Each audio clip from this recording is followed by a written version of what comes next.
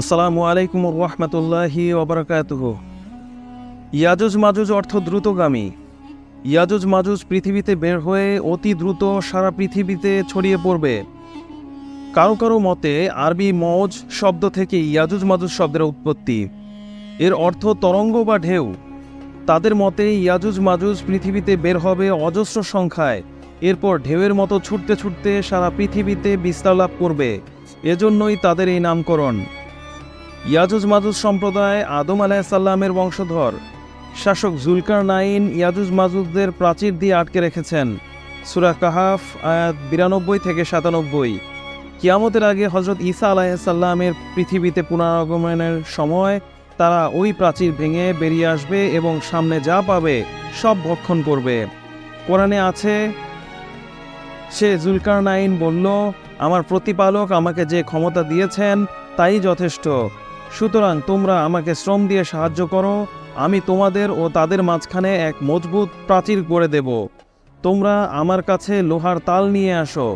তারপর মধ্যবর্তী ফাঁকা জায়গা পূর্ণ হয়ে যখন লোহার ঢিবি দুটি পাহাড়ের সমান হলো, তখন জুলকারনাইন বলল, তোমরা হাঁপড়ে দম দিতে থাকো।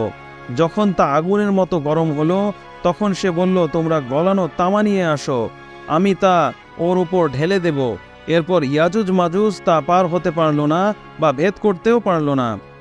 জুলকারনাইন বলল, এ আমার প্রতিপালকের অনুগ্রহ।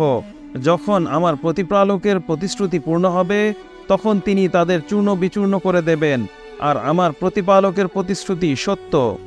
সেদিন আল্লাহ তাদের দলে দলে তরঙ্গের আকারে ছেড়ে দেবে, আর সিংহায় ফু দেওয়া হবে। তারপর আমি তাদের সবাইকে একত্র করব। সূরা কাহাফ আয়াত 93 থেকে 99। ইয়াজুজ মাজুজ নদীর পানি খেয়ে শেষ করে ফেলবে, তাদের সঙ্গে কেউ লড়াই করে পারবে না। এক সময় তারা বাইতুল মুকাদ্দাসের এক পাহাড়ে গিয়ে বলবে, দুনিয়ায় যারা ছিল তাদের হত্যা করেছি, এখন আকাশে যারা আছে তাদেরও হত্যা করব। তারা আকাশের দিকে তীর নিক্ষেপ করবে। এ সময় ঈসা আলাইহিসসালাম তাদের জন্য দোয়া করবেন। এতে ইয়াজুজ মাজুজের কাঁধের দিক থেকে এক প্রকার পোকা সৃষ্টি করে আল্লাহ তাদের ধ্বংস করবেন। পৃথিবী জুড়ে তাদের লাশ পড়ে থাকবে। আল্লাহ নখযুক্ত পাখি পাঠিয়ে লাশগুলোকে সরিয়ে নেবেন। সহিহ বুখারী ও মুসলিম। কোরআনে ইয়াজুজ মাজুজের বিস্তারিত পরিচয় দেওয়া হয়নি। বাইবেলের আদি পুস্তকে 10ম অধ্যায়ে তাদের হযরত নূহ আলাইহিসসালামের বংশধর বলা হয়েছে। তাদের মধ্যে কেউ অস্বাভাবিক বেটে, কেউ আবার অস্বাভাবিক লম্বা। আল্লাহ বলেন, চলতে চলতে সে যখন পাহাড়ের প্রাচীরের মাঝখানে পৌঁছল, তখন সেখানে এক সম্প্রদায়কে পেল যারা তার কথা একেবারেই বুঝতে পারছিল না। তারা বলল, হে জুলকারনাইন, ইয়াজুজ ও মাজুজ দেশে অশান্তি সৃষ্টি করছে। আপনি বললে আমরা আপনার জন্য কিছু কর ধার্য করব, এই শর্তে যে আপনি আমাদের ও তাদের মধ্যে একটি প্রাচীর নির্মাণ করে দেবেন। বাদশাহ জুলকারনাইনের যুগে তারা বিশৃঙ্খলা করেছিল। তাদের অনিষ্ট থেকে মানুষকে বাঁচাতে জুলকারনাইন তাদের যাতায়াতের পথে বৃহৎ প্রাচীর নির্মাণ করেছিলেন। জুলকারনাইন সারা বিশ্ব ভ্রমণ ও শাসন করতেন। এ কারণে তিনি পূর্ববর্তী আসমানি কিতাবেও আলোচিত হয়েছিলেন।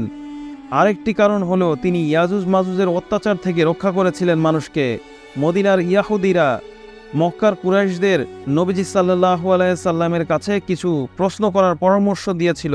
প্রশ্নগুলো ছিল আসহাবে কাহাফের পরিচয় ও ঘটনা, রূহের প্রকৃতি ও জুলকারনাইনের ঘটনা। সূরা কাহাফে এই ঘটনা উল্লেখ করা হয়েছে।